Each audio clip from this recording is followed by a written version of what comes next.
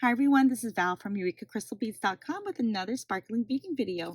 But before I get started, here's a quick reminder to check out our channel if you like what you see. Hit the subscribe button and notification bell to be notified every time we have a new posting. Our project today are wire snowflakes. The beads we'll be using today are from our Hearthside Christmas collection. The products we'll be using from it will be these antique gold twist beads, it's fire polish, it's matte red.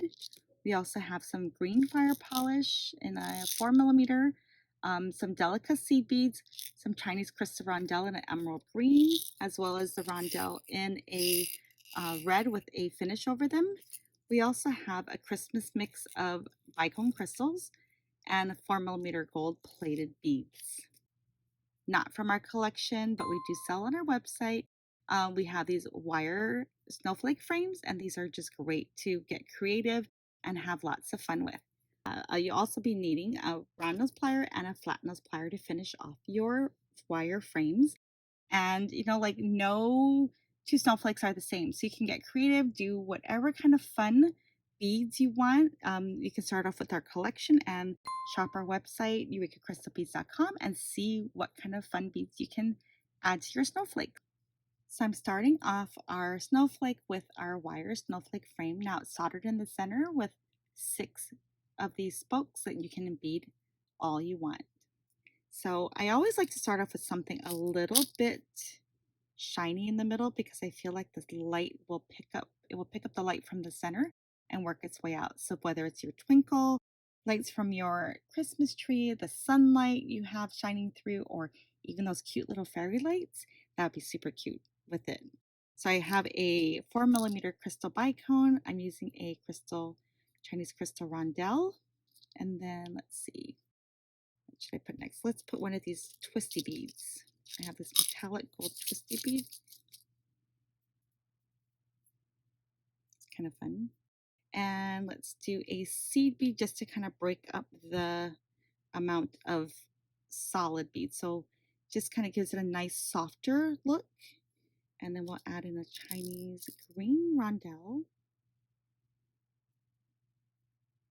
Now these Chinese crystal rondelles are quite pretty because they have a nice facet to them and they're quite transparent, so it picks up the light really nicely as well.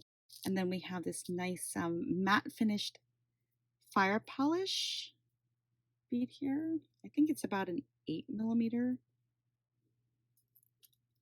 And then let's add another rondelle and let's add the metallic gold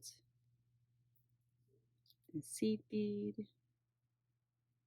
just to break it up a little bit. And then let's see, let's add another fire polish. I'm just trying to get all my Christmas colors in. Doesn't that just say Christmas? Okay. One more of these, and let's end it with a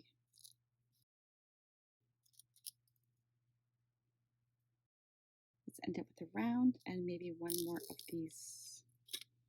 Okay, so you see right between here, it's a little bit stunted, so I want to add in one more green seed bead.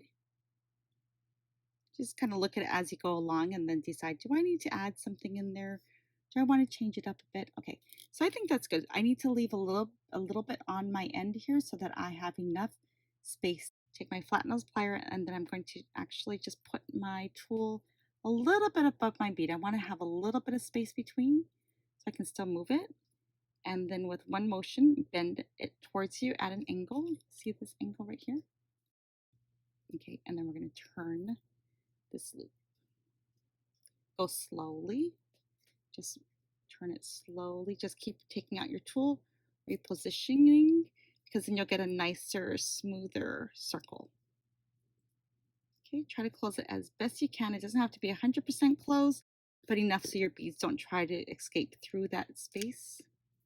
And then just take your flat nose plier and just close it a little bit nicer, just like that.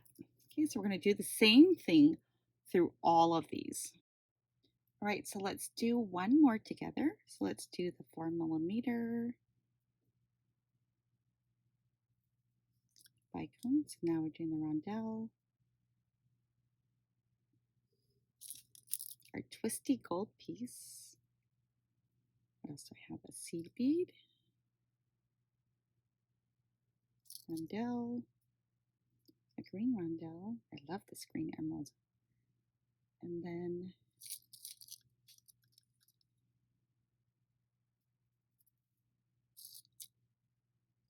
what's next? And then the rondelle again.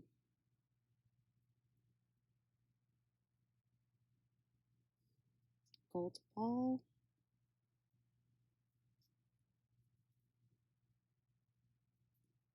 Seed bead, fire polish, and a rondelle, but most of them do. Okay, there we go. So I have that, a seed bead, and one last gold. Right, so I'm going to turn this one again.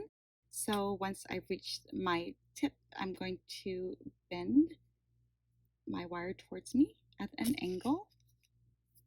Take my round nose plier and slowly turn, reposition.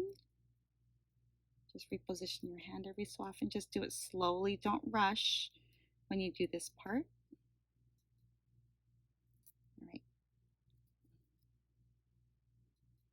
And then take your flat nose plier and give this a little bit of a tuck, just like this. All right, so I have now 2 done. I'm going to go ahead and finish this up, and I'll be back when I'm done. So this is my snowflake, and I turned all my wires, made them as pretty as I could. But as I was planning this project, I actually had a great thought that came to my mind. And I thought, hey, maybe it would work. Let's see. So I tried it and it came out as even better than I thought it would. I was so excited when I realized what I could do, a hack to make this so much easier on my life. So stick with me. I'm going to show you another ornament, another wire snowflake ornament with a new idea on how to finish them. All right, so we're going to start with our new snowflake here, and I have a different kind of assortment of beads than the last one. So you may think, wow, this is kind of weird. She's going to use this in a snowflake. Trust me, it seems odd, but it actually works. I was actually pleasantly surprised. I thought it was just a little different. So here I have some 4mm bicones. I have some teardrop check beads along with some delicate green. And here I have ginkgo beads. These are 2-hole ginkgo beads. And I have some delicas in that rose gold finish. So bear with me here. So now I'm going to start always with my 4mm bicone, which I want always something shiny and pretty in the middle. And here are the teardrops. So the teardrops, you can either use 2 at a time or 3 at a time. It's up to you. So I'm going to use 3 at a time, at least towards the bottom. And we're going to use one of these seed beads just to kind of break it up a little bit, and then add another set. So I think I'm going to do 2 sets of 3, and then I'll do 2 sets of 2. I think that will fit better.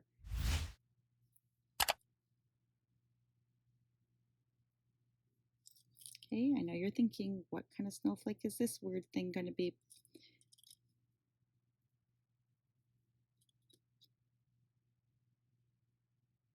Another 2 of these. So you see right here? So if you see right here, I just have a whole bunch of green teardrops with the seed beads in between, like every 2 or 3 of them. And when you turn it over, they just all kind of just interlock. Okay, so let's go ahead and just add a bicone to here. Do I have enough? Might be a little tight to make a loop. So let me take off that bicone. I'm just going to end it with a seed bead. All right, so we're just going to make our original loop like we did earlier. And then I'll do the next book and show you my little hack. Okay, so again, turn that loop.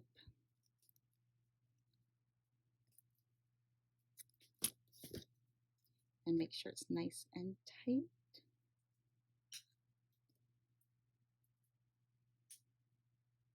All right, there we go. Right, so I'm going to start the next one. I'm always start again with the bicone. And let's go ahead and do these ginkgo leaves. So let's do 2 at a time. We're going to be doing the point down. So do 2 and then a delicate in between.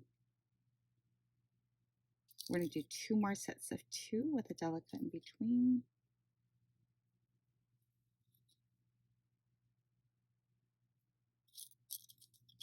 So this is a great project also if you have like a few miscellaneous ginkgo beads and you don't know quite what to do with it. You can make snowflakes. Okay, so automatically it just starts to spin and settle in. I'm going to add one more seed bead and another bicone.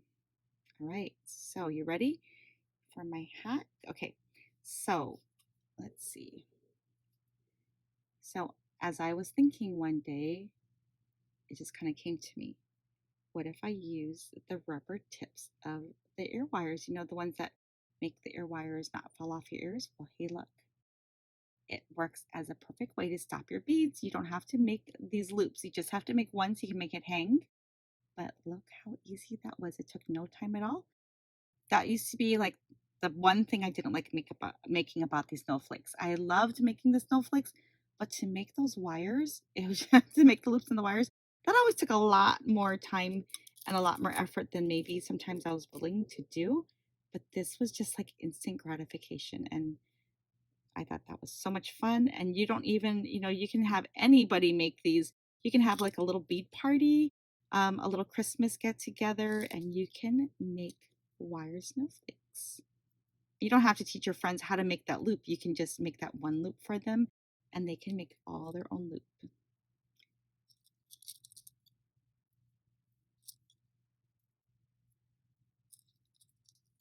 So here I'm just going to do one more with you just so you can see how easy that was. So here I'm doing my 3, and then I'm going to do 2 and 2.